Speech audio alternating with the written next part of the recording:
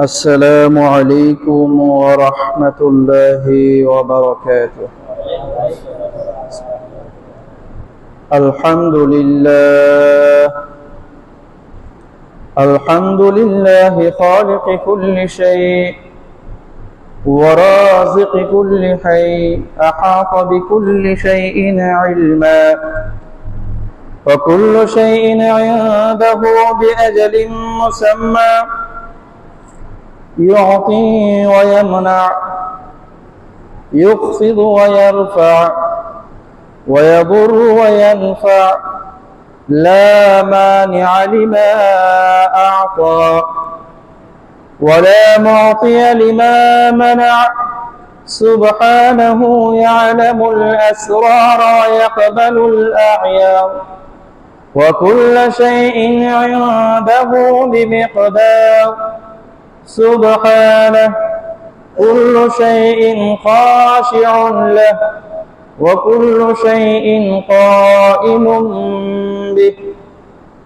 ونشهد أن لا إله إلا الله وحده لا شريك له، له الملك وله الحمد وهو على كل شيء قدير.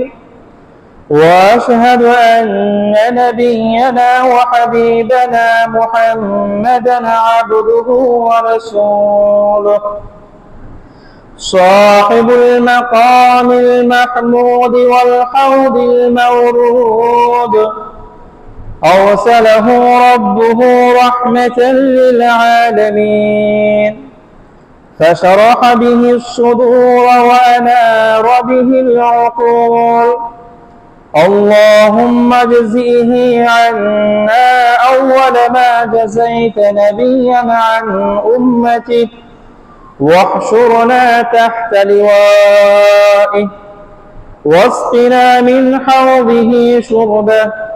وصل وسلم وزد وبارك وأنعم عليه وعلى آله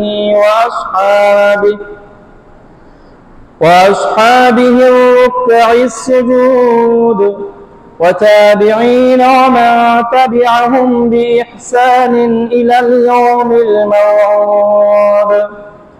أما بعد، فقد قال الله سبحانه وتعالى في كلامه المجيد وفي فرقانه الحميد. بسم الله الرحمن الرحيم. أرأيت الذي يكذب بالدين، فذلك الذي يدع اليتيم ولا يحض على طعام المسكين. صدق الله المولانا العظيم. وعن عبد الله بن عمرو رضي الله عنهما عن النبي صلى الله عليه وسلم قال: من قتل معاهدا لم يرح رائحة الجنة، وإن ريحها توجد من مسيرة 40 عاما، أو كما قال عليه الصلاة والسلام.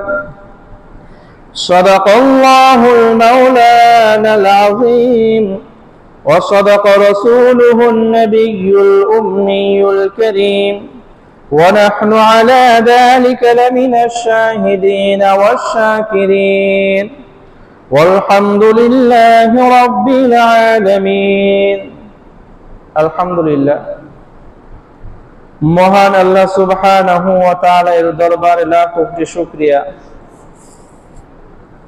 যে মহান আল্লাহ সুবহানাহু ওয়া তাআলা আমাদের সকলকে দীর্ঘ এক সপ্তাহ পর পবিত্র জুমার দিনে জুমার নামাজ আদায়ের উদ্দেশ্যে পৃথিবীর সর্বোৎকৃষ্ট স্থান মহান আল্লাহ সুবহানাহু ওয়া তাআলা এর মনোনীত ঘর মসজিদে এসে জুমার নামাজ আদায় করার পূর্বে কোরআন ও হাদিস থেকে কিছু আলোচনা করা এবং শ্রবণ করার তৌফিক এনায়েত করেছেন। এই জন্য আমরা সকলে হৃদয়ের অন্তঃস্থল থেকে একবার কালিমাতুশ শুকর পাঠ করি, আলহামদুলিল্লাহ। আল্লাহ পাকের মেহেরবানিতে গত জুমাতে বর্তমান আমাদের দেশের প্রেক্ষাপট তথা আমাদের দেশের দক্ষিণ অঞ্চলের যে বন্যা দুর্গত অবস্থা, এই প্রেক্ষাপট নিয়ে মানুষ মানুষের পাশে দাঁড়ানো, মানুষ মানুষের উপকারে আসা, মানুষ মানুষের সাহায্যে পাশে দাঁড়ানো, এটা কতটা গুরুত্বপূর্ণ একটা কাজ, গুরুত্বপূর্ণ ইবাদত, সেই বিষয় নিয়ে কিছুটা আলোচনা হয়েছিল। বাস্তবিক পক্ষে আমরা যারা মুসলমান, আমরা প্রত্যেকেই 5 ওয়াক্ত নামাজের গুরুত্ব বুঝি, রমাদানের রোজার গুরুত্ব অনেকটাই বুঝি, বাৎসরিক যাকাতের গুরুত্ব বুঝি, হজের গুরুত্ব বুঝি। এই বিষয়গুলো আমরা যতটুকুই পালন করি, কিন্তু এই কাজগুলো যে গুরুত্বপূর্ণ সেটা আমরা সবাই বুঝি।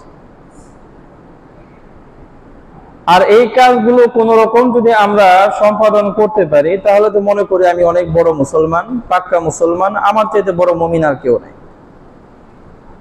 5 ওয়াক্ত নামাজ আমি জামাতের সাথে পড়ি, রমাদানের রোজাগুলো আমি রাখি, বাৎসরিক যাকাত আদায় করি, সামর্থ্য হয়েছিল হজ করেও আসছি, তা আমার চাইতে বড় মুমিন আর কে আছে? আমার চাইতে ভালো মুসলমান আর কে আছে? আমাদের মনোভাব তো এরকম। অথচ বুখারী মুসলিমের হাদিস, রাসূল আরবি সাল্লাল্লাহু আলাইহি ওয়াসাল্লাম বলেছেন, বুনিয়াল ইসলামু আলা খামসিন, ইসলামের ভিত্তি হলো 5টা, ইসলামের গোড়া ফাউন্ডেশন হলো 5টা। আমরা সকলেই জানি ফাউন্ডেশন কাকে বলে, এটা সবাই বুঝি। একজন একটা দালান করবে, বিল্ডিং করবে, প্রথমে কি করা লাগে? ফাউন্ডেশন করা লাগে। নাকি কোনো মানুষ বিল্ডিং এর ছাদ করে, দেয়াল টেয়াল সব কমপ্লিট করে তারপরে ফাউন্ডেশন করে? ফাউন্ডেশন শুরুতে।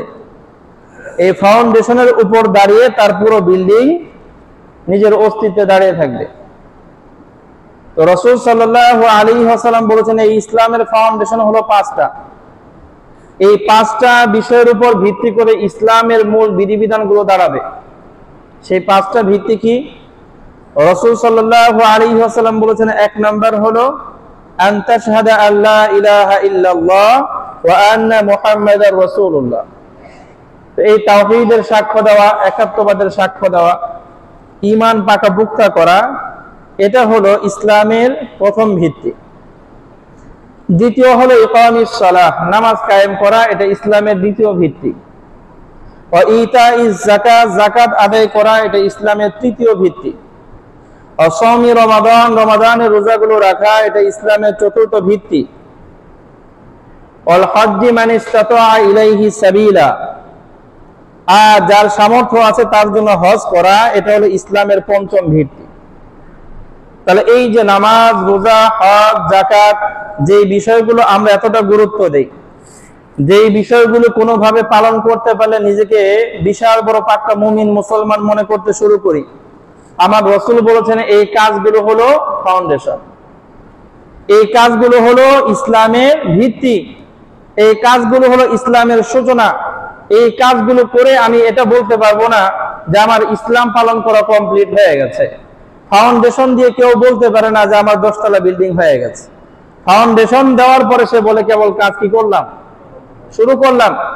অতএব এই 5টা কাজ, ঈমান এনেছি, 5 ওয়াক্ত নামাজ ধরেছি, রমাদানের রোজাগুলো রেখেছি, যাকাত আদায় করতেছি, সামর্থ্যবানরা হজ করেছি, এখন বুঝতে হবে কেবল আমি ইসলাম পালন করতে শুরু করলাম। কিন্তু আমরা এতটাই বেয়াকল যে আমরা এই 5টা কাজ করে মনে করি যে ইসলামের সব আমল করে শেষ করে ফেলেছি। বাস্তবতা হলো ইসলামের পথে কেবল হাঁটতে কি করা, শুরু করা। এখন সমস্যা কোথায়? সমস্যা হলো এই 5 কাজের বাহিরে যে ইসলাম আছে সেটা তো আমি জানিই না। আমি তো মনে করি নামাজ পড়াই শুধু ইসলাম, আমি তো মনে করি রোজা রাখাই শুধু ইসলাম, আমি তো মনে করি বাৎসরিক যাকাত দেওয়াটাই ইসলাম, আমি তো মনে করি হজে গেছি বাস হজ করাটাই ইসলাম। এর বাহিরে যে ইসলাম আছে আমি জানি না। 5 ওয়াক্ত মসজিদে নামাজ পড়ে মসজিদের বাহিরে গিয়ে মনে করি ইসলাম কমপ্লিট করে আসছি, মসজিদের বাহিরে মনে হয় ইসলাম নাই। আমি ব্যবসা করছি, এখানে ইসলাম নাই। কাস্টমারের সাথে কথা বলতেছি, এখানে ইসলাম নাই। আমি কোন একটা অফিস আদালতে চাকরি করতেছি, সেখানে ইসলাম নাই। আমি রাস্তায় হাঁটতেছি, সেখানে মনে হয় ইসলাম নাই। আমি ঘুমাইতে গেছি, সেখানে মনে হয় ইসলাম নাই। আমাদের অবস্থা এমন, ইসলাম মসজিদের ভিতরে ছিল, 5 ওয়াক্ত নামাজ পড়ে আসছি, বাস কমপ্লিট, আর বাহিরে কিছু নাই। অথচ এটা হলো ফাউন্ডেশন, এটা প্রাথমিক কাজ, ইসলামের প্রাইমারি পর্যায়ের কাজ। এটা করে আমরা মনে করি বাস সব কমপ্লিট করে ফেলেছি। এটা আমাদের ভুল ধারণা, যার কারণে ইসলামের পথে আমরা এগোতে পারি না, আমরা পিছিয়ে থাকি। কেন পিছিয়ে থাকি? কারণ গন্তব্যে পৌঁছার আগেই তো মনে করছি গন্তব্যে এসে পড়ছি। আল্লাহু আকবার। এই জন্য আল্লাহ রাব্বুল আলামিন আমাদেরকে বুঝ দান করে যে এই কাজগুলো হলো প্রাথমিক কাজ। আমি কেবল ইসলাম শুরু করেছি, শেষ হয় নাই, আমার থেমে যাওয়ার সময় আসে নাই। আমার সামনে আরো ইসলামিক কাজ আছে, আরো অনেক বিষয় আছে, যে বিষয়গুলো আমি জানি না, বাড়তে হবে। আল্লাহ রাব্বুল আলামিন তৌফিক দান করেন। রাসূল সাল্লাল্লাহু আলাইহি ওয়াসাল্লামের আরেকটা হাদিস আছে। রাসূল সাল্লাল্লাহু আলাইহি ওয়াসাল্লাম সাহাবীদেরকে বলেছেন, বুইসতু ইলাইকুম, হে আমার সাহাবীরা শোনো, আমাকে তোমাদের নিকটে আল্লাহর তরফ থেকে পাঠানো হয়েছে।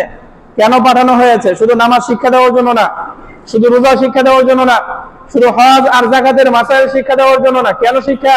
কেন আল্লাহ রাব্বুল আলামিন তোমাদের কাছে পাঠিয়েছেন? এর সবচেয়ে বড় কাজ কি? রাসূল বলেছেন, লিউতাম্মিমা মাকারিমাল আখলাক, আমি যাতে করে তোমাদেরকে উত্তম চরিত্র শিক্ষা দিতে পারি, উত্তম চরিত্রের পূর্ণতা শিক্ষা দিতে পারি। এই জন্য আল্লাহ রাব্বুল আলামিন তোমাদের কাছে আমাকে পাঠাইছেন। যার কারণে আল্লাহ রাব্বুল আলামিন আমার রাসূলের কত গুণাবলী থাকা সত্ত্বেও আল্লাহ রাব্বুল আলামিন পবিত্র কোরআনের মধ্যে সবচেয়ে বেশি হাইলাইট করেছেন, ওয়া ইন্নাকা লাআলা খুলুকিন আযীম। নবী, আপনার তো শত সহস্র গুণাবলী আছে, এর মধ্যে সবচেয়ে গ্রহণযোগ্য যে যোগ্যতা, সেটা হলো আপনার যে খুলুক, আপনার যে চরিত্র, সেটা হলো আযীম, মহান। আপনি মহান চরিত্রের অধিকারী, অতএব আপনার চরিত্র মহান, এটা হলো আপনার সবচেয়ে বড় গুণ। রাসূল তো 5 ওয়াক্ত নামাজ পড়তেন না শুধু, রাসূল সাল্লাল্লাহু আলাইহি ওয়াসাল্লাম তো নিয়মিত তাহাজ্জুদ পড়তেন। শুধু তাহাজ্জুদ না, এমনও আছে সারা রাত জেগে জেগে নফল নামাজ পড়েছেন, পায়ের এই গুছাগুলো ফুইলা ফাটা উঠতো। এভাবে সাহাবীদের কাছ থেকে বর্ণনা আছে, রাসূল দাঁড়ায় দাঁড়ায় নামাজ পড়তে পড়তে পা ব্যথা হয়ে গেছে, পা ফুলে গেছে, পায়ের কিছু অংশ ফেটে গেছে, রাসূল নামাজ পড়তেছে। আল্লাহ রাব্বুল আলামিন তো প্রশংসা করতে পারতেন, রাসূল আপনি তো অনেক ভালো নামাজি, আপনি তো অনেক ভালো যোদ্ধা, আপনি তো অনেক ভালো রোজাদার। এই সব কিছুর উপরে আল্লাহ রাব্বুল আলামিন যে প্রশংসার বাক্য এনেছেন, ওয়া ইন্নাকা লাআলা খুলুকিন আযীম। অতএব বুঝতে হবে, যেই ব্যক্তি নামাজ পড়ে কিন্তু আখলাক ভালো না, আচার ব্যবহার ভালো না, সে পরিপূর্ণ মুমিন না। আরেক হাদিসের মধ্যে আছে, রাসূল সাল্লাল্লাহু আলাইহি ওয়াসাল্লাম বলেছেন, আকমালুল মুমিনিনা ঈমানান আহসানুহুম খুলুকা। রাসূল বলেছেন, ঈমানের দিক দিয়ে সবচেয়ে কামিল, সবচেয়ে পূর্ণাঙ্গ ওই ব্যক্তি যেই ব্যক্তির আচার ব্যবহার সুন্দর। কি সুন্দর? কি সুন্দর? আচার ব্যবহার সুন্দর।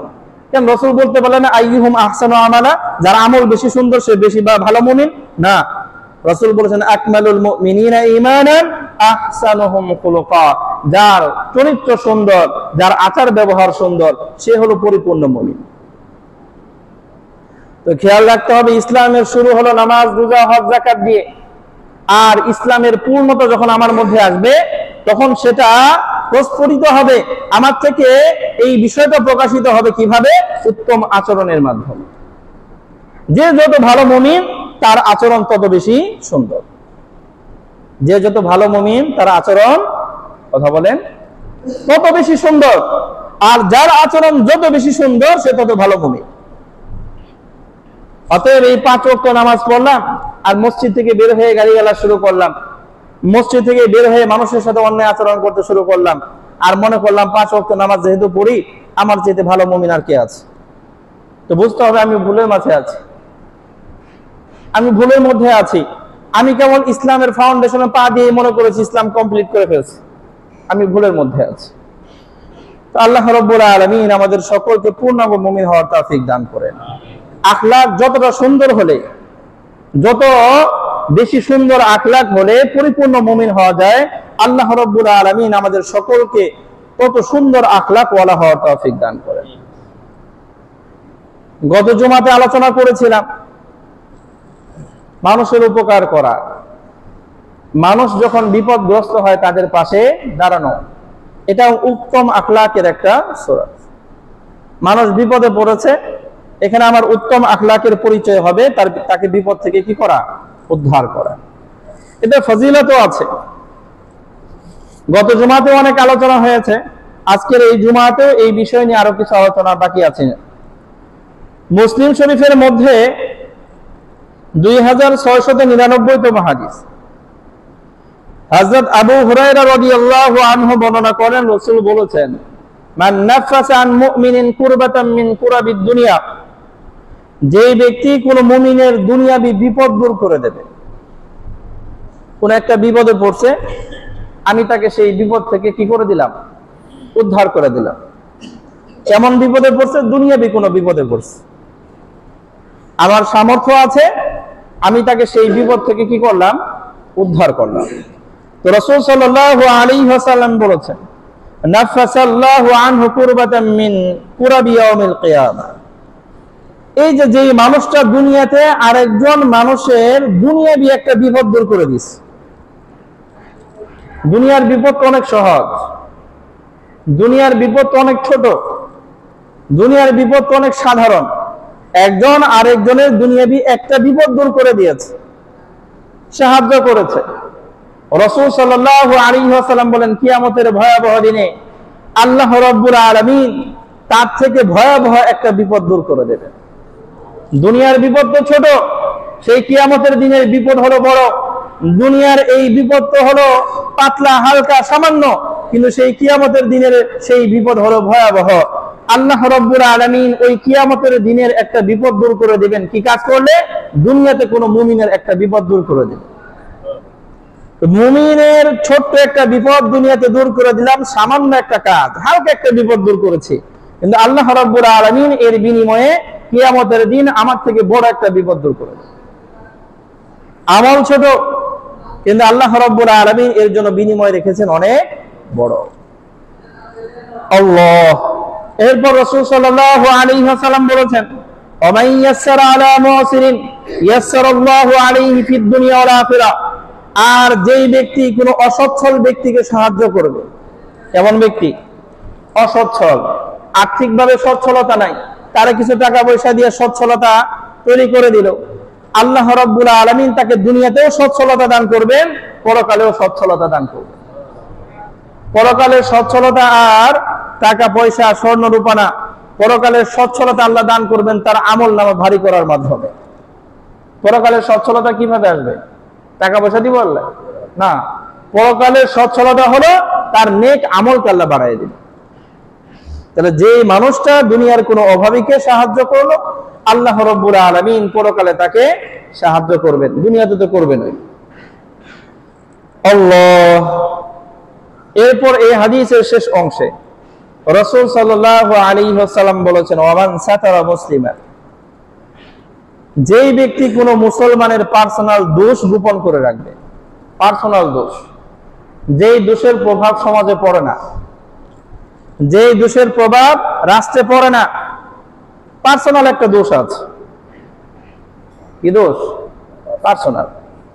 ওই ব্যক্তির মধ্যেই সীমাবদ্ধ থাকে এমন একটা দোষ তার মধ্যে আছে। এই দোষের প্রভাব এই ব্যক্তিকে ছেড়ে আশপাশে পড়ে না। চুরি করলে পরে প্রভাব তো যার মাল চুরি করছে তার মধ্যে পড়ে, ডাকাতি করলে যার ডাকাতি করছে সেখানে পড়ে, কিন্তু এমন একটা কাজ করছে, মনে করেন যে গোপনে গোপনে মদ খাইছে,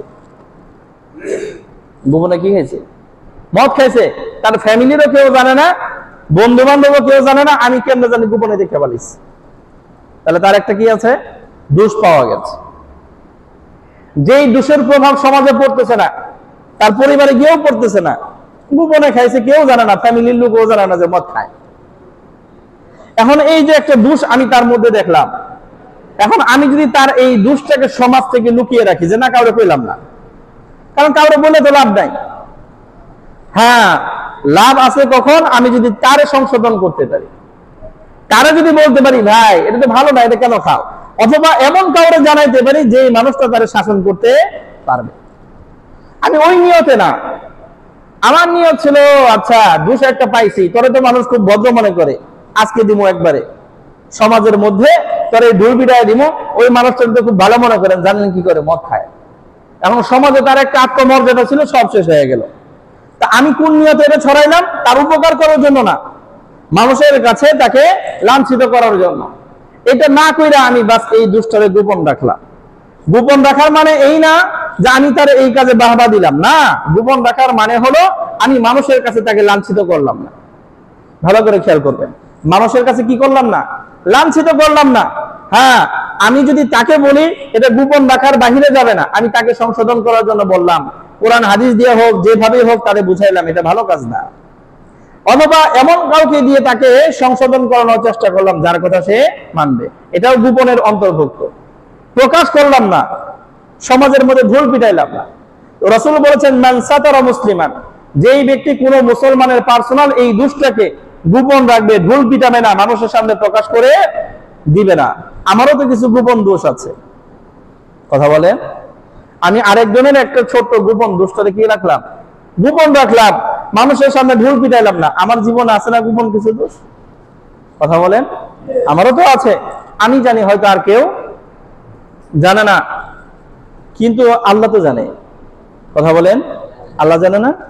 আল্লাহ রাব্বুল আলামিন কিয়ামতের দিন যখন বলবে, ওই যে গোপনে একাকিত্বে কাজ করছিলি, সবার সামনে যখন বলে দিব, তখন তো আমার ইজ্জত নষ্ট হয়ে যাবে। লক্ষ কোটি মানুষ সবাই জানবে, দুনিয়াতে তারা কেউ জানতো না যে আমি এই গোপনে এই পাপটা করছিলাম, আজকে সবার সামনে বলে দেবে। আমি ইমাম সাহেব মুসল্লিদের সামনে আমার দোষ করে দিল আল্লাহ। কথা বুঝি না? আমি সমাজের প্রভাব বলা একজন লোক, আমার দোষ আল্লাহ সবার সামনে বলে দিল। দুনিয়াতে তো যে কোনো ভাবেই গোপন ছিল, এখন তো সেই হাসরের ময়দান আল্লাহ প্রকাশ করে দিল, তখন লজ্জা। একে তো আযাব, দ্বিতীয়ত হলো লজ্জা, লাঞ্ছনা। তো আল্লাহ রাব্বুল আলামিনের পক্ষ থেকে রাসূল বলতেছেন, আমি যদি কোনো মুসলমানের এরকম পার্সোনাল দোষ গোপন রাখি, ঢোল না পিটাই, মানুষের সামনে তাকে লাঞ্ছিত না করি, তো আল্লাহ রাব্বুল আলামিন কিয়ামতের দিন আমারও গোপন দোষটাকে গোপন রাখবেন, মানুষের সামনে আমাকে লাঞ্ছিত করবেন না। আল্লাহু আকবার। এটার বড় অভাব আমাদের। আমরা অনেক সময় সুযোগ খুঁজি, একটা মানুষ সমাজের মধ্যে প্রতিষ্ঠিত, সবাই তাকে সম্মান করে, আমরা শুধু খুঁজি গোপনে গোপনে ছোট্ট একটা খুঁত তার পাওয়া যায় কিনা, বাস মানুষের সামনে বইলা তার ইজ্জত নষ্ট করে হলো। এই সুযোগে থাকি আমরা। আল্লাহ রাব্বুল আলামিন আমাদেরকে বোঝার তৌফিক দান করেন। এই যে মানুষের উপকার করলে, আমি ছোট্ট একটা উপকার দুনিয়াতে করলাম, আল্লাহ রাব্বুল আলামিন কিয়ামতের দিনে আমার বড় উপকার করে দেন। আল্লাহ। তাবরানী শরীফের মধ্যে ১৩,৬৪৬তম হাদিস, হযরত আব্দুল্লাহ ইবনে ওমর রাদিয়াল্লাহু আনহু থেকে বর্ণিত, রাসূল সাল্লাল্লাহু আলাইহি ওয়াসাল্লাম বলেছেন যে একজন ব্যক্তি রাসূল সাল্লাল্লাহু আলাইহি ওয়াসাল্লামের কাছে আসছে। আয়েশা বলতেছে, ইয়া রাসূলুল্লাহ, আইয়ুন নাসি আহাব্বু ইলাল্লাহি সুবহানাহু ওয়া তাআলা। একটা প্রশ্ন। দ্বিতীয় প্রশ্ন হলো আইয়ুল আমালি আহাব্বু ইলাল্লাহ। প্রথম প্রশ্ন হলো আইয়ুন নাসি আহাব্বু ইলাল্লাহি সুবহানাহু ওয়া তাআলা, আল্লাহ রাসূল, কোন মানুষটা আল্লাহর কাছে সবচেয়ে বেশি প্রিয়? খেয়াল করেন, এই লোকে আয়েশা রাসূলকে প্রশ্ন করছে দুইটা। প্রথম প্রশ্ন হলো কোন মানুষ আল্লাহর কাছে সবচেয়ে বেশি প্রিয়। দ্বিতীয় প্রশ্ন হলো আইয়ুল আমালি, সবচেয়ে কোন আমলটা আহাব্বু ইলাল্লাহি সুবহানাহু ওয়া তাআলা, আল্লাহর কাছে বেশি প্রিয়। কোন মানুষ আল্লাহর কাছে সবচেয়ে বেশি প্রিয়, আর কোন আমল আল্লাহর কাছে সবচেয়ে বেশি প্রিয়। কয়টা প্রশ্ন? দুইটা। তা আমাদের মধ্যে কোন মানুষটা আল্লাহর কাছে বেশি প্রিয়? রাসূল সাল্লাল্লাহু আলাইহি ওয়াসাল্লাম এই দুইটা প্রশ্নের জবাব দিয়েছেন। তো রাসূল সাল্লাল্লাহু আলাইহি ওয়াসাল্লাম বলেন, শোনো, আহাব্বুন নাসি ইলাল্লাহি আযজা ওয়া জাল্লা আনফাউহুম লিন-নাস, আল্লাহর কাছে সবচেয়ে প্রিয় মানুষ হলো ওই ব্যক্তি যেই ব্যক্তি মানুষের বেশি উপকারে লাগে। আল্লাহর কাছে সবচেয়ে প্রিয় ওই ব্যক্তি যেই ব্যক্তি মানুষের বেশি উপকার লাগে, মানুষের বেশি উপকার করে। তা আমাদের মধ্যে আল্লাহর কাছে সবচেয়ে প্রিয় কে? যেই মানুষটা মানুষের বেশি কি করে? উপকার করে। তো মানুষের উপকার করার স্বভাব এমন একটা স্বভাব, যেই স্বভাব থাকার কারণে আল্লাহর কাছে সবচেয়ে প্রিয় বান্দা হওয়া যায়। কি হওয়া যায়? কথা বলেন আল্লাহু আকবার। দ্বিতীয় প্রশ্ন ছিল সবচেয়ে দামি আমল কোনটা? ভালো করে খেয়াল করুন, প্রশ্ন তো দুইটা। প্রথম প্রশ্ন ছিল সবচেয়ে দামি মানুষকে, আল্লাহর কাছে সবচেয়ে প্রিয় মানুষকে। রাসূল বললেন আল্লাহর কাছে সবচেয়ে প্রিয় মানুষ হলো সে যেই মানুষ মানুষের বেশি উপকার করে, ওই মানুষ হলো আল্লাহর কাছে বেশি প্রিয়।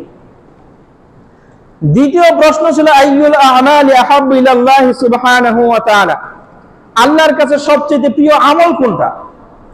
রাসূল সাল্লাল্লাহু আলাইহি ওয়াসাল্লাম জবাব দিলেন ওয়া আহাব্বুল আমালি ইলাল্লাহি, আল্লাহর কাছে সবচেয়ে প্রিয় আমল কি? শোনো, এখন আমরা তো মনে করবো হয়তো তোমার জিহাদু ফি সাবিলিল্লাহ, আল্লাহর রাস্তায় জীবন দেওয়া, অথবা সারা রাত জেগে নফল নামাজ পড়া, বেশি বেশি করে যাকাত দেওয়া, হজ করা। না, রাসূল সাল্লাল্লাহু আলাইহি ওয়াসাল্লাম সাধারণ কিছু কথা বলেছেন।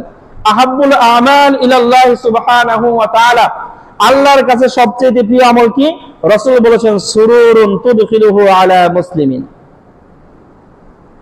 রাসূল বলেছেন ওই আনন্দ, যে আনন্দটা তুমি অন্য কোন মুসলমানকে দাও। কথা বুঝছেন না? সুরুরুন, সুরুর মানে হলো আনন্দ, খুশি। যেই খুশিটা আমি আরেকজন মুসলমানকে দিলাম, এটা হলো আল্লাহর কাছে সবচেয়ে প্রিয় আমল। আরেকজন মুসলমানকে খুশি কিভাবে দেওয়া যায়? আরেকজন মুসলমানকে খুশি দেওয়ার তো অনেক মাধ্যম আছে। সামনে গিয়ে একটু হাসি মুখে কথা বললে একজন মানুষ খুশি হয়। কথা বলেন, ওই অনেক বড় কিছু লাগে না, তো খুশি করার তো অনেক মাধ্যম আছে। তো রাসূল বললেন আরেকজন মুসলমানের মুখে হাসি ফোটানো, আরেকজন মুসলমানকে আনন্দ দেওয়া, এটা হলো আল্লাহ রাব্বুল আলামিনের কাছে সবচেয়ে প্রিয় আমল। অথচ আমরা যেটা জানি না, যে একজন মানুষকে আনন্দ দেওয়া, একজন মানুষকে খুশি করা, একজন মানুষের সাথে সুন্দর আচরণ করা, এটাও যে আল্লাহর কাছে সবচেয়ে প্রিয় আমল, এটা তো আমি জানি না।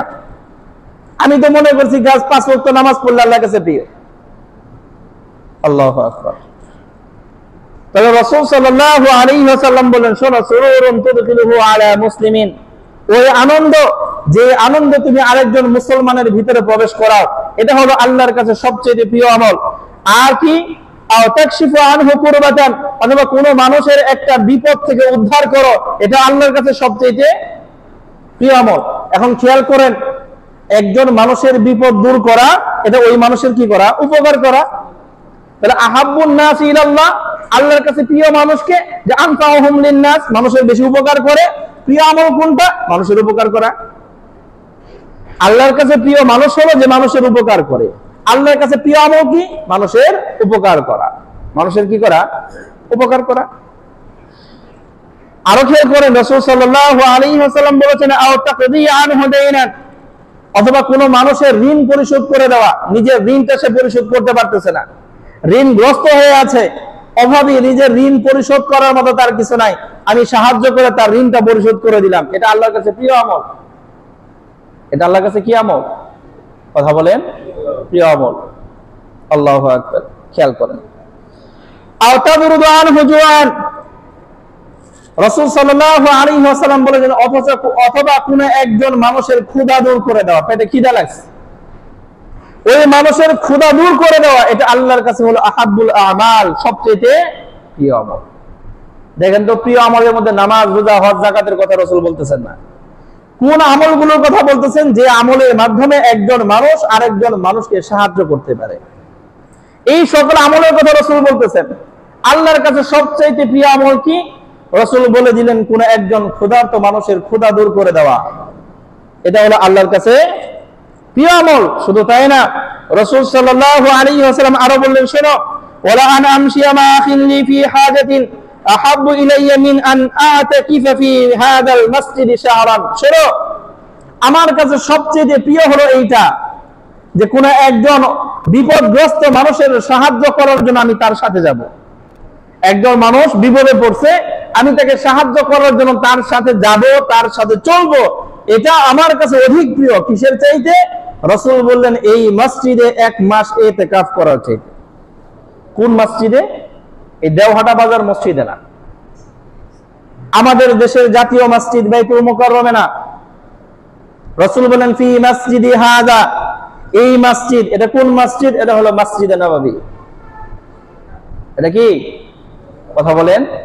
যেই মসজিদ মদিনাতে আছে, মক্কার পরেই যেই মসজিদের সবচেয়ে বেশি দাম, সেই মসজিদের নববীতে 1 মাস ইতিকাফ করার চাইতে আমার কাছে বেশি প্রিয় আমল হলো কোন একজন মানুষ বিপদে পড়ছে, তার বিপদ উদ্ধার করার জন্য তার সাথে যাওয়া। কয় মাসে ইতিকাফ করাচ্ছে? কথা বলেন। কোন একজন মানুষ যদি আমাদের এই দেওহাটা বাজার মসজিদে মনে করেন 1 মাসে ইতিকাফে বসে, আমাদের কাছে মনে হয় কত বড় আমল করে ফেলাইছে, মনে হয় না? 1 মাস, আমরা তো 3 দিন বসতে রাজি না, ওই রমজানের শেষ 10 দিন বসতেই তো আমরা রাজি না। একটা মাস এই মসজিদে সে ইতিকাফে বসছে। ইতিকাফে বসার মানে হলো সম্পূর্ণ সময়টা তার ইবাদতের মধ্যে দিয়ে দেওয়া। 1 মাস ইতিকাফ মানে 1 মাসে রাত দিন 24 ঘন্টার সম্পূর্ণ সময়টাই তার শুধু নেক আমল, নেক আমল। আমার রাসূল বললেন শুধু এই মসজিদে না, সেই মসজিদের নববীতে 1 মাস ইতিকাফ করার চাইতে আমার কাছে প্রিয় আমল হলো কোন একজন বিপদগ্রস্ত মানুষের বিপদ থেকে উদ্ধার করার জন্য তার সঙ্গ দেওয়া। অথচ এটা যে এত বড় আমল আমি তো জানি না। আমি তো 1 মাস ইতিকাফ করা বিশাল বড় আমল সেটা জানি, কিন্তু একজন মানুষ বিপদগ্রস্ত, তাকে সাহায্য করা, এটা যে এত বড় ইবাদত আমি তো জানি না। আল্লাহু আকবার। এরপর দেখেন রাসূল সাল্লাল্লাহু আলাইহি ওয়াসাল্লাম আরো ফজিলত বলতেছেন, ওমান মাশা মা আখিহি ফি হাজাতিন, যেই ব্যক্তি তার অপর কোন ভাইয়ের সাহায্য করার জন্য তার সঙ্গ দেবে, রাসূল সাল্লাল্লাহু আলাইহি ওয়াসাল্লাম বলেছেন হাত্তা তাতাহাইয়া লাহু, তার ওই বিপদ উদ্ধার করে দেবে, তার ব্যবস্থাপনা করে দিয়ে আসবে। এতটুকু কাজ যদি কেউ করে, রাসূল বলেছেন সাব্বাতাল্লাহু কদামাহু ইয়াওমা তাজুলুল আকদাম, যেই দিন সমস্ত মানুষের পা পিছলে যাবে, সেই হাসরের ময়দানে পুল সিরাতের মধ্যে যখন মানুষের পা স্থির থাকতে পারবে না, সবার পা খালি পিছলা যায়, ওই পুলের মধ্যে থাকতে পারে না, রাসূল সাল্লাল্লাহু আলাইহি ওয়াসাল্লাম বলেছেন সেই দিন আল্লাহ রাব্বুল আলামিন এই মানুষের পা স্থির করে দেবেন, তার পা পিছলে যাবে না। কাজ কি? একজন মানুষের উপকার করা, একজন মানুষ বিপদে পড়েছে তার সাহায্য করা। কাজটা কি? একজন মানুষের সাহায্য করা। এটা যে এত বড় ইবাদত আমরা তো জানি না। কত বড় ইবাদত! যেই দিন সকল মানুষের পা গুলো পিছলে যাবে, আমার রাসূল বলেছেন সেই দিন আল্লাহ তার পাকে স্থির করে দেবেন, তার পা পিছলে যাবে না। আল্লাহু আকবার। চিন্তা করা যায় কত বড় ফজিলতের কাজ। তা আমরা শুধু নামাজ আর রোজা বুঝি, কিন্তু এগুলো তো বুঝি না। একজন মানুষ আরেকজন মানুষের বিপদে পাশে দাঁড়ানো, এটা অনেক বড় ইবাদত। আজকের আলোচনা শুরুতেই তো বললাম, নামাজ, রোজা, হজ, যাকাত এগুলো হলো প্রাথমিক কাজ, আর এই যে মানুষ মানুষের সাথে সুন্দর আচরণ করা, এটা হলো ইসলামের হাই লেভেলের কাজ, উপরের লেভেলের কাজ, বড় আমল। যার কারণেই তো রাসূল সাল্লাল্লাহু আলাইহি ওয়াসাল্লাম বলেন আহাব্বুল আমালি ইলাল্লাহ, আল্লাহর কাছে সবচেয়ে প্রিয় আমল এটা। একজন মানুষ আরেকজন মানুষের উপকারে আসা, একজন মানুষ আরেকজন মানুষের বিপদে পাশে দাঁড়ানো, একজন মানুষ আরেকজন মানুষের ক্ষুধাকে দূর করে দেওয়া, একজন মানুষ আরেকজন মানুষের বিপদে সঙ্গ দেওয়া, এটাই তো সবচেয়ে প্রিয় আমল। আল্লাহু আকবার। বুঝি না, আমল করার চেষ্টাও করি না। আল্লাহু আকবার। আল্লাহ রাব্বুল আলামিন আমাদের সকলকে আমলগুলো আমাদের আমলের মধ্যে আনার তৌফিক দান করেন। একজন মানুষ অসহায় হয়ে আছে, মনে করেন তার খাবারের আজকে ব্যবস্থা নাই। এখন আমি তার খাবারের ব্যবস্থা করলাম না, আমি জানি আমার সামর্থ্য আছে, কিন্তু আমি কি করলাম না? খাবারের কথা বলেন ব্যবস্থা করলাম না। আমি জানি একজন মানুষ ক্ষুধার্ত আছে, অভাবে আছে, তার খাবার দরকার, আমার দেওয়ারও সামর্থ্য আছে, সাহায্য করার কি আছে? সামর্থ্য আছে, আমি করলাম না, আমি আমার মতো চলতেছি।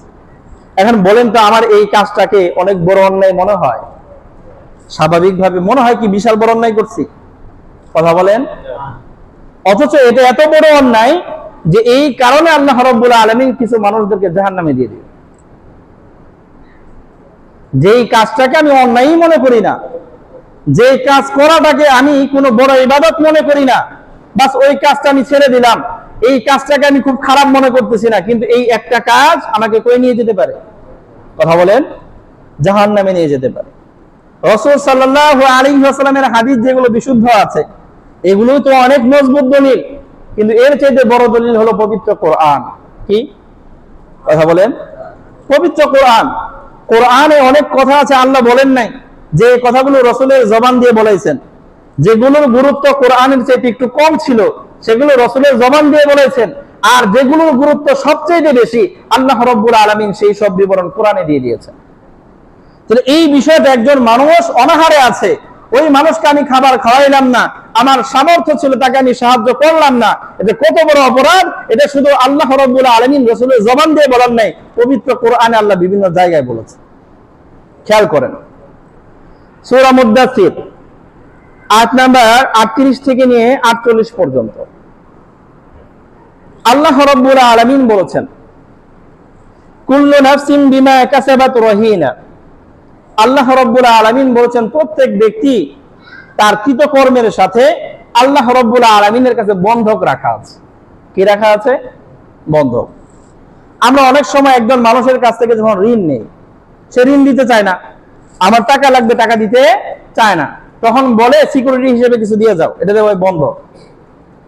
তখন আমি মনে করেন আমার বাড়িতে এক ভরি স্বর্ণ আছে, রেখে গেলাম, ভাই 1 লাখ টাকা দাও, যদি আমি সময় মতো পরিশোধ না করি তাহলে এই স্বর্ণ বেচে কি করো, টাকা নিয়ে নিও। এই যে সিকিউরিটি, এটার নাম কি? এটাকেই বলা হয় বন্ধক।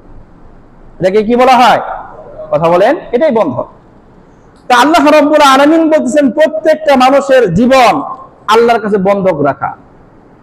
আল্লাহ এই বন্ধক রেখে আমাদেরকে কি দিয়েছেন? নেক আমল করার যোগ্যতা দিয়েছেন। কি দিয়েছেন?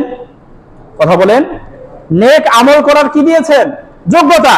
এখন আমি যদি নেক আমল করে করে আল্লাহর কাছে জমা দেই, তো আল্লাহ রাব্বুল আলামিন আমার এই নফসকে, আমার এই আত্মাকে মুক্ত করে জান্নাতে দিয়ে দেবেন।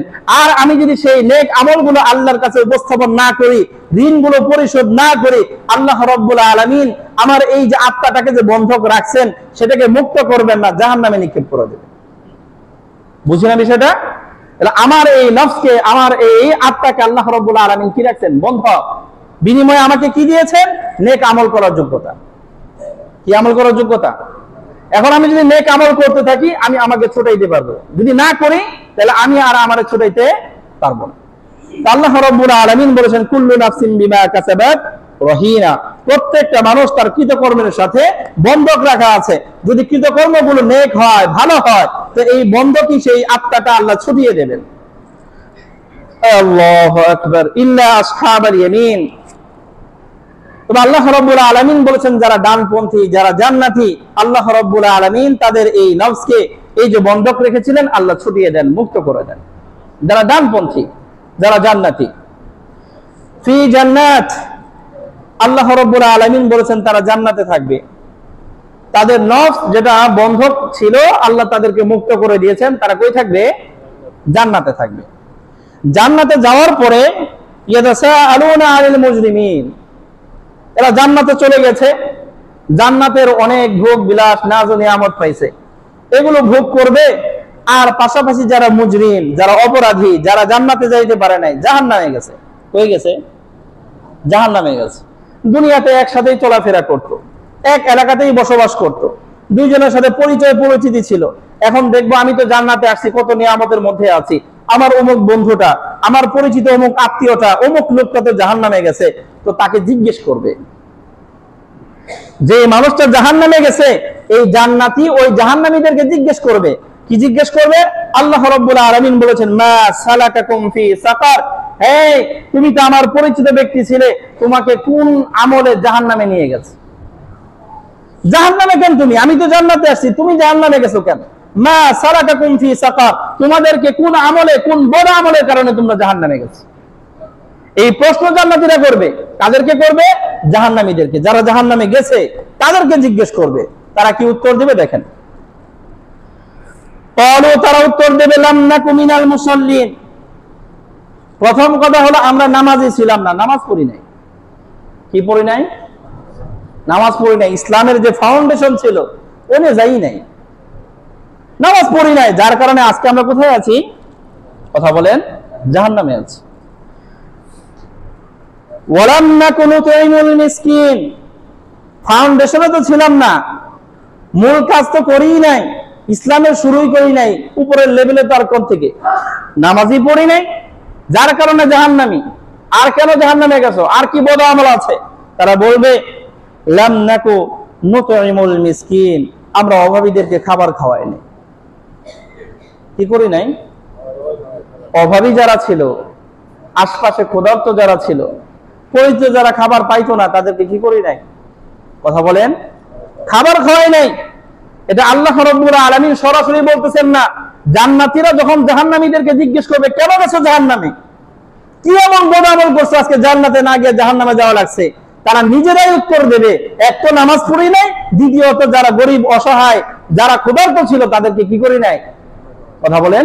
তাহলে এই যে অসহায় ক্ষুধার্ত যারা আছে তাদেরকে খাবার না খাওয়ানো এমন একটা আমল যার কারণে কই যাওয়া লাগবে? কথা বলেন। এটা আমার কথা না, আমার রব বলতেছেন জাহান্নামীরা নিজেরাই উত্তর দেবে, কেন জাহান্নামে আসলাম? আমি এই মিসকিনদেরকে, অসহায়দেরকে খাবার খাওয়াই নাই। চিন্তা করেন, যে আমলটারে আমি কিছুই মনে করি না, এর গুনাহ তো মনে করি না। আমার পরিচিত একজন না খেয়ে থাকে, আমি এটা কেয়ারই করি না। এটা যে এত বড় খারাপ কাজ, এত বড় গুনাহের কাজ, যার কারণে কই যাওয়া লাগতে পারে? কথা বলেন, জাহান্নামে। আমি তো এটা কিছুই মনে করি না। আমি তো জানি চুরি করা গুনাহের কাজ, আমি তো জানি ডাকাতি করা অনেক গুনাহের কাজ, আমি তো জানি নামাজ ছেড়ে দেওয়া গুনাহের কাজ, আমি তো জানি মিথ্যা বলা অনেক বড় গুনাহের কাজ, আমি তো জানি মদ খাওয়া অনেক বড় গুনাহের কাজ, আমি জানি সুদ খাওয়া গুনাহের কাজ, আমি জানি ঘুষ খাওয়া গুনাহের কাজ। কিন্তু একজন এই ক্ষুধার্ত মানুষকে খাবার না খাওয়ানো যত বড় গুনাহের কাজ, এটা তো আমি জানি না। আমি তো এটার গুনাহ মনেই করি না। যেই গুনার কারণে একজন মানুষ কই যেতে পারে? জাহান্নামে যেতে পারে। আল্লাহু আকবার। শুধু তাই না, এক হলো আমি খাবার খাওয়াই নাই, দ্বিতীয় হলো আমার খাবার খাওয়ানোর সামর্থ্য ছিল না, কিন্তু যে খাবার খাওয়াইতে পারবে তাকে উদ্বুদ্ধ করার সামর্থ্য ছিল। আমি তো একজন গরিবকে খাবার দেওয়ার মতো সামর্থ্য রাখি না, কিন্তু তুমি তো অনেক বড় ব্যবসায়ী, তোমার তো অনেক টাকা আছে, তুমি কিছু টাকা দাও না। এতটুকু বলার আমার কি ছিল? সামর্থ্য ছিল। এটাও করি নাই। এই আমলটাও জাহান্নামে যাওয়ার জন্য উপযুক্ত। খেয়াল করেন, আল্লাহু আকবার। সূরা মাউন, এই সূরার আয়াতগুলোতে আমরা যারা নামাজ পড়ি আমরা অনেকেই জানি। আল্লাহ রাব্বুল আলামিন বলেছেন, আরাআইতাল্লাযী ইউকাযযিবু বিদ্দীন, হে রাসূল আপনি কি ওই লোকটারে দেখছেন যেই লোক পরকালে বিশ্বাস করে না? যেই লোক কি করে না? যেই মানুষটা পরকাল বিশ্বাস করে না, যে মৃত্যুর পরে আরেকটা কি আছে? জীবন আছে। কোন তো ওই মানুষের ঈমান আছে নি? কথা বলেন। তার মানে আল্লাহ রাব্বুল আলামিন রাসূলকে বলতেছেন, আরাআইতাল্লাযী ইউকাযযিবু বিদ্দীন, হে নবী আপনি কি ওই লোকটাকে দেখেছেন যেই লোকটা পরকাল দিবসে ঈমান রাখে না, বিশ্বাস রাখে না? তার মানে মুমিন না। মুমিন না কে? নামাজ পড়ে না, রোজা রাখে না, হজ করে না, যাকাত দেয় না, কোরআন পড়ে না, আছে না এগুলো? আল্লাহ রাব্বুল আলামিন বলছেন, ফাযালিকাল্লাযী ইয়াদউল ইয়াতীম, ওই লোকটারে যদি আপনি দেখতে চান যেই লোক পরকালে বিশ্বাস করে না, জান্নাত জাহান্নাম বিশ্বাস করে না, আল্লাহর দরবারে নেক আর বদ আমলের হিসাব হবে সেই বিশ্বাস করে না, এই সাইজের মানুষগুলো যদি আপনি দেখতে চান, তাহলে দেখবেন ওই সকল মানুষদেরকে যেই সকল মানুষেরা এতিমের গলায় ঘাড়ে ধাক্কা দিয়ে বের করে দেয়। এতিমকে কি করে? ঘাড় ধাক্কা দিয়ে, কথা বলেন, ঘাড় ধাক্কা দিয়ে বের করে দেয়। তো ওই লোকটারে দেখলে মনে করবেন ওর পরকালে কি নাই? কথা বলেন। আমি করবেন, হুজুর এমন তো অনেক মানুষ আছে পরকালে বিশ্বাস করে আবার এতিমের গলা ঘাড় ধরে কি দেয়? ধাক্কাও। তাহলে এই যে আল্লাহ যে বললো, এই যে চোখের সামনে যেটা দেখলাম এটা মিথ্যা, আল্লাহ যেটা বলেছেন এটা হলো সত্য। কারণ যেই মানুষের পরকালের ভয় আছে, আল্লাহর সামনে দাঁড়ানোর ভয় আছে, ওই মানুষটা কোনো ক্রমে এতিমের ঘাড়ে ধাক্কা দিতে পারে না। আমার রব বলেছেন, আরাআইতাল্লাযী ইউকাযযিবু বিদ্দীন, হে নবী আপনি কি ওই লোকটারে দেখছেন যে মানুষটা পরকালে বিশ্বাস করে না? ওই লোক হলো ওই ব্যক্তি যে এতিমের ঘাড় ধাক্কা দিয়ে কি করে? বের করে দেয়। আমি যদিও মনে করি সেটা পরকালে বিশ্বাস করে, কিন্তু আমার রব বলেছেন ওর কি নাই? পরকালে বিশ্বাস নাই। আর কি? ওয়ালা ইয়াহুদ্দু আলা তাআমিল মিসকিন, আপনি যদি ওই লোকটারে দেখতে যান যেই লোকটা পরকাল সম্পর্কে ঈমান নাই, পরকালে বিশ্বাস করে না, তাহলে আপনি ওই সকল লোকদেরকে দেখবেন যে মানুষেরা অন্যকে, অসহায় ব্যক্তিকে খাবার খাওয়ানোর ব্যাপারে উৎসাহও দেয় না। নিজে তো খাওয়ানোর সামর্থ্য নাই, কিন্তু যাদের সামর্থ্য আছে তাদেরকে কি করে না, উৎসাহিত। কথা বলেন, তাহলে যেই মানুষটা অপরকে উৎসাহ করার কি আছে, সুযোগ আছে, যে ভাই অমুক মানুষ না খেয়ে থাকে, তার একটু খাবারের ব্যবস্থা করে দাও, এই উৎসাহ করার যাদের সামর্থ্য আছে উৎসাহ করলো না, এই ওই ধরনের ব্যক্তি যে মানুষ পরকালে বিশ্বাস করে না। বুঝাইতে পারলাম না? আমি আরেকজনকে খাবার খাওয়াইলাম না, এটা যে এরকম জাহান্নামে যাওয়ার কারণ হইতে পারে। আমি খাবার খাওয়াইতে পারি না, কিন্তু যারা খাবার খাওয়াইতে পারে তাদেরকে আমি উদ্বুদ্ধ করার ক্ষমতা রাখি, কিন্তু উদ্বুদ্ধ করলাম না। উদ্বুদ্ধ করার সামর্থ্য থাকা সত্ত্বেও কি করলাম না, উদ্বুদ্ধ করলাম না। আমার রব বলেছেন ওর পরকালে বিশ্বাসী নেই।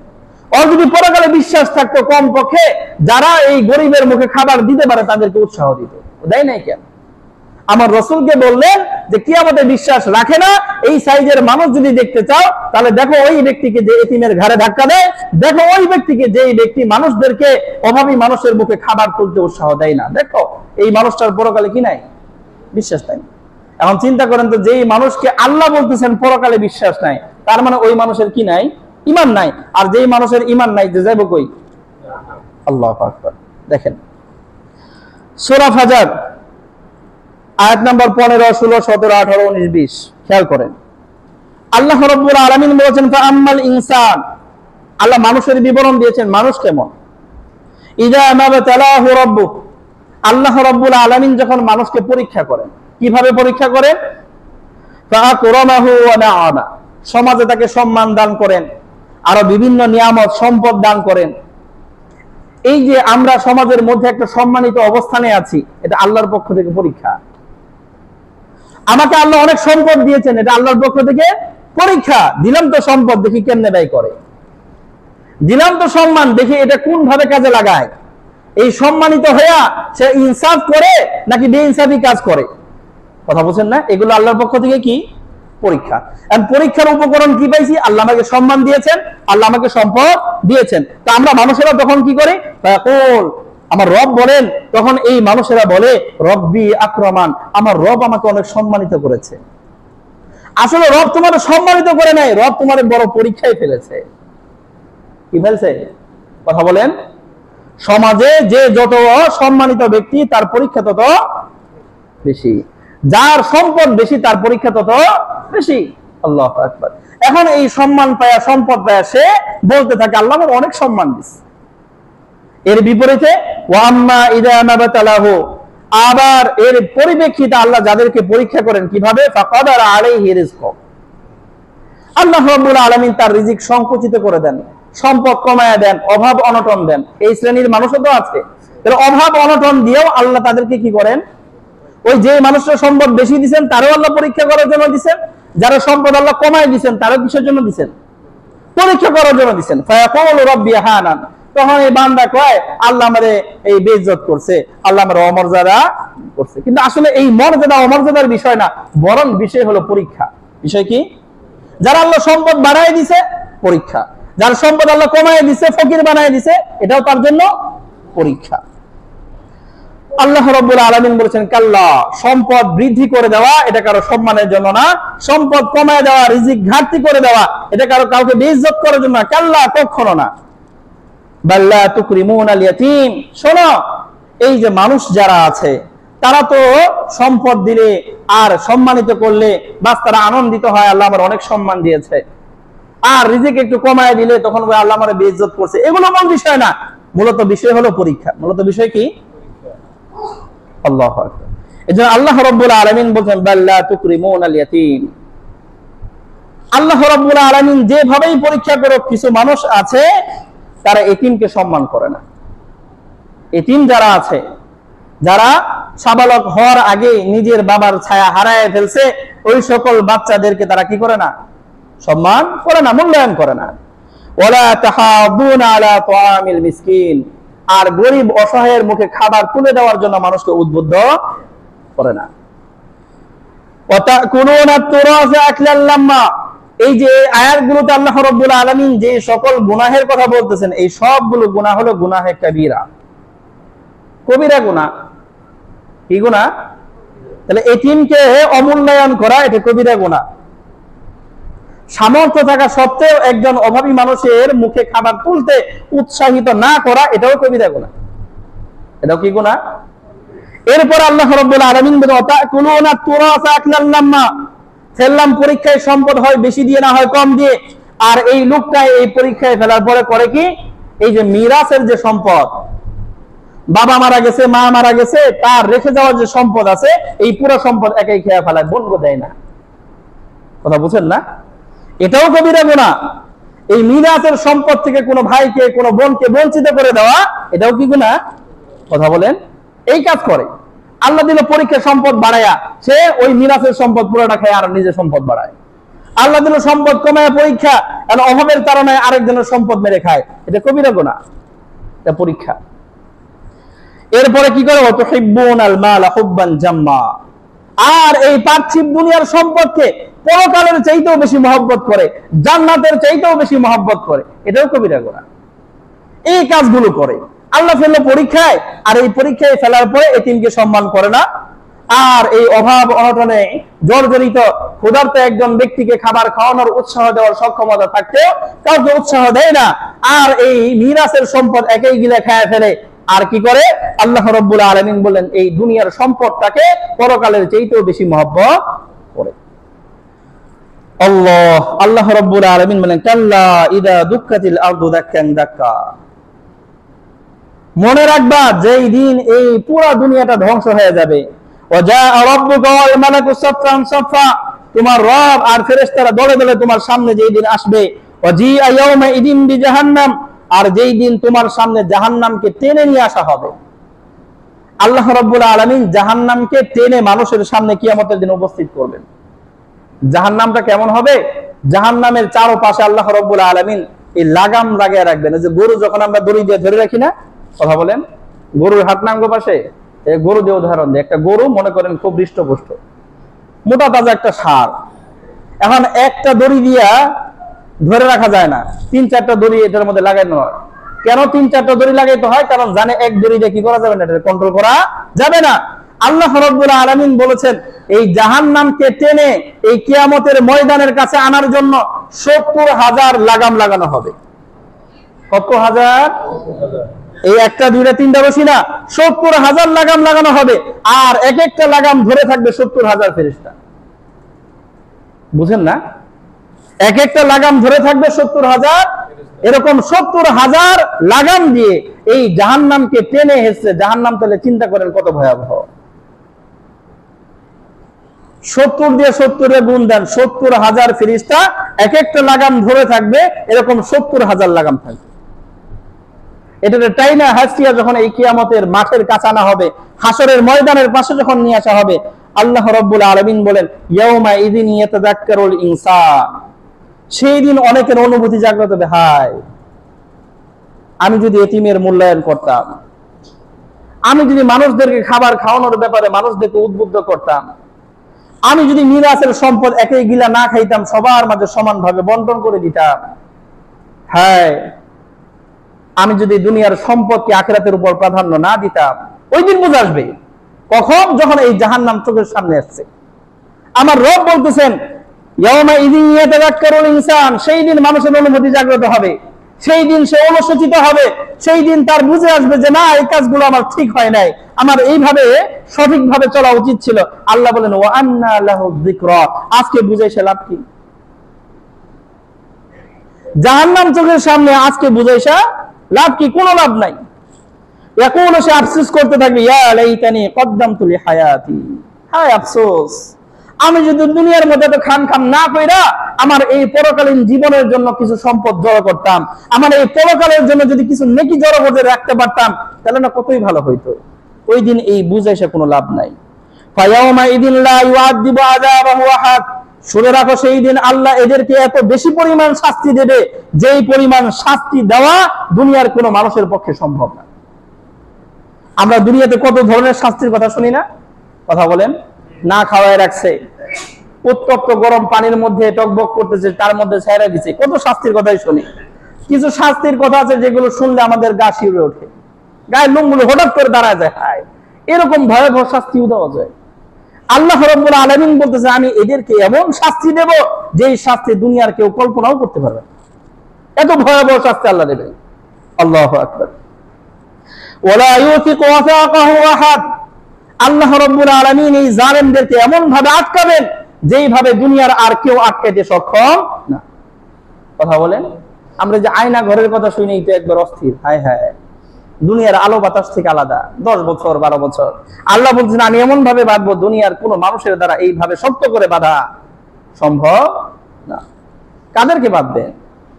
যে মানুষটা এতিমকে সম্মান করতো না, যে মানুষটা অনাহারীর মুখে খাবার তুলে দেওয়ার জন্য মানুষকে উদ্বুদ্ধ করতো না, উদ্বুদ্ধ করে নাই, তাই এই শাস্তি। চিন্তা করেন যে নিজে খাওয়াই নাই। আল্লাহ, এই জন্য আল্লাহ রাব্বুল আলামিন বলেন ইয়া আইয়াতুহান নাফসুল মুতমাইন্না, হে প্রশান্ত আত্মা, ইরজিই ইলা রাব্বিকি রাদিয়াতাম মারদিয়া, তুমি তোমার রবের দিকে ফিরে আসো সন্তুষ্ট চিত্তে। তোমার রবের দিকে ফিরে আসো। তোমার রবের দিক কোনটা? এতিমকে মূল্যায়ন করা। রবের পথ কোনটা? অনাহারের মুখে খাবার তুলে দেওয়ার জন্য মানুষকে উদ্বুদ্ধ করা। আল্লাহর পথ কোনটা? সেটা হলো দুনিয়া এই সম্পদগুলোকে আখিরাতের তুলনায় প্রাধান্য না দেওয়া। আল্লাহ রাব্বুল আলামিন তৌফিক দান করেন। আল্লাহ বলেছেন ফাদখুলি ফি ইবাদি, যদি এই পথে আসতে পারো, এতিমকে মূল্যায়ন করার পথে আসতে পারো, যদি মানুষদেরকে খাবার খাওয়াইতে উদ্বুদ্ধ করার পথে আসতে পারো, যদি এই মিরাসের সম্পদ ইনসাফ অনুযায়ী বন্টন করার পথে আসতে পারো, যদি দুনিয়াকে আখিরাতের উপর প্রাধান্য না দেওয়ার পথে আসতে পারো, আল্লাহ রাব্বুল আলামিন বলেছেন ফাদখুলি ফি ইবাদি, তাহলে আমার নেককার বান্দার অন্তর্ভুক্ত হয়ে যাইবা। ওয়াদখুলি জান্নাতি, আর আমার জান্নাতে প্রবেশ করতে পারবে। খেয়াল করেন আরেকটা সূরা, সূরা হাক্কা। এই সূরার কয়েকটা আয়াত শুনিয়ে দিই, আজকে আলোচনা শেষ করে দিই। সূরা হাক্কা 25তম আয়াত থেকে পড়ি। ওয়া আম্মা মান উতিয়া কিতাবাহু বিশিমালি, আল্লাহ রাব্বুল আলামিন বলেছেন যে সকল মানুষদেরকে পরকালে বাম হাতে আমলনামা দেওয়া হবে। কোন হাতে? বাম হাতে। যারা নেককার তাদের আমলনামা আল্লাহ রাব্বুল আলামিন সামনের দিক দিয়ে ডান হাতে দেবেন, আর যারা বদকার আল্লাহ রাব্বুল আলামিন তাদের আমলনামা এই পিঠের পিছন দিক দিয়ে বাম হাতে দেবেন। কোন হাতে? তাহলে বাম হাতে যে আমলনামা পাইছে তারা কি নেককার না বদকার? বদকার। আল্লাহ বলেন ওয়া আম্মা মান উতিয়া কিতাবাহু বিশিমালি, যে মানুষকে তার বাম হাতে আমলনামা দেওয়া হয়েছে তার মানে সে বদকার। ফায়াকুল ইয়া লাইতানি লাম উতা কিতাবিয়া, সে তার এই বদ আমলের ফিহরিস্ত হাতে পায়া, বদ আমলের এই আমলনামা হাতে পায়া সে বলবে হায় আফসোস, আমার যদি আমলনামা নাই দেওয়া হইতো তাইলে কত না ভালো হতো, কি দরকার ছিল আমলনামা। লাম উতা কিতাবিয়া, যদি আমার আমলনামা না দেওয়া হইতো, আমার আমলনামা একদম জিরো থাকতো, নেক আমল করি নাই, বদ আমলেরও যদি কোনো লিস্টি না থাকতো তাহলে কতই না ভালো হতো। আল্লাহ ওয়ালাম আদরি মা হিসাবিয়া, আর আমার হিসাব নিকাশ যদি না হইতো কতই না ভালো হইতো। ইয়া লাইতাহা কানাতিল কাওয়া, হায় আফসোস, আমার মৃত্যুটা যদি আমার শেষ হয়ে যাইতো, মরছি বা শেষ, আর কিছুই নাই, তাহলে কতই না ভালো হইতো। মরার পর আবার আরেকটা জীবন আসছে, আবার হাসরের ময়দানে দাঁড়ানো লাগছে, আবার বাম হাতে আমলনামা আসছে, সেই আমলনামা অনুযায়ী আবার জাহান্নামে যাওয়া লাগবে। এই হিসাব কিতাব না থেকে মৃত্যু পর্যন্ত যদি আমার শেষ হইতো কতই না ভালো হইতো। সে আফসোস করে বলবে মা আগনা আন্নি মালিয়া, দুনিয়াতে আমার লক্ষ কোটি সম্পদ ছিল, দুনিয়াতে আমার লক্ষ কোটি টাকা ছিল, এই টাকাগুলো আজকে আমার কোনো কাজে আসে না।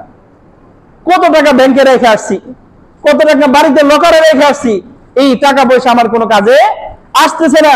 মা আগনা আন্নি মালিয়া, আমার কোনো সম্পদ আমার কোনো কাজে আসে না। আমার অমুক জায়গায় এত বিঘা জমি আছে, ঢাকা শহরের মধ্যে কত বড় বড় দামি দামি জমি আছে, কোন জমি জমা আমার কোনো কাজে আজকে আসে না। হালাকা আন্নি সুলতানিয়া, আমার ক্ষমতা আমার রাজত্ব সব তো নিঃশেষ হয়ে গেছে। আল্লাহ রাব্বুল আলামিন বলবেন এই যে বেটা, যে বেটার বাম হাতে কি দেওয়া হয়েছে? আমলনামা দেওয়া হয়েছে। আল্লাহ রাব্বুল আলামিন ফেরেশতাদেরকে বলবেন খুদুহু, এটাকে ভালো করে ধরো, বা গুল্লুহু, এর গলার মধ্যে বেড়ি পরায় দাও। গলার মধ্যে কি পরায় দাও? আজকে আমাদের এই দুনিয়ার মধ্যে আর দুনিয়া সিজনুল মুমিন, দুনিয়া হলো মুমিনের জন্য কয়েদখানা, যার কারণে মুমিন মুসলমান আলেম ওলামা তাদের গলায় বেড়ি পরায়, পায়ের মধ্যে শিকল পরায় দেয়। কিন্তু আল্লাহ রাব্বুল আলামিন এই জালেমদের ব্যাপারে কিয়ামতের দিন বলবেন যে এই ফেরেশতারা খুযুহু, এই জালেমদের ধরো, যার বাম হাতে আমলনামা এটা শক্ত করে ধরো, তা গুম্মাহু, এর গলার মধ্যে এরকম বেড়ি পরায় দাও। শুধু তাই না, তুম্মাল জাহিমা সাল্লু, এরপরে জ্বলন্ত আগুনের মধ্যে তারা নিক্ষেপ করে দাও।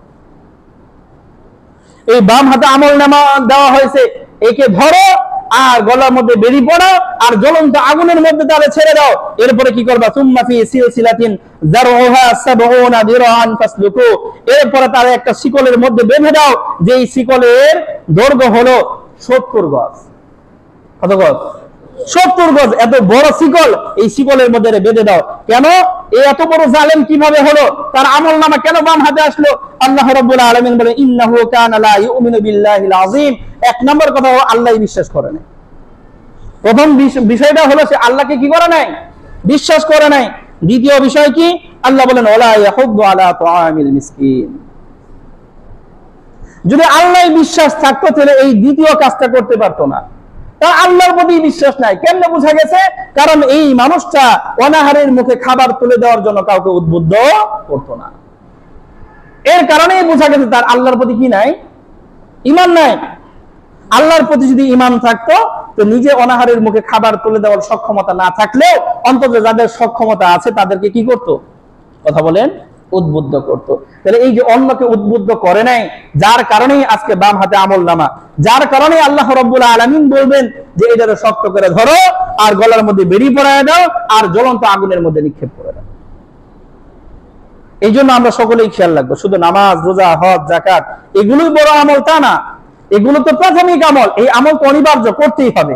এটা ফাউন্ডেশন। এটা না দিলে তো বিল্ডিং দাঁড়াবেই না। এটা যদি না করে ইসলাম তো আমার শুরুই হবে না।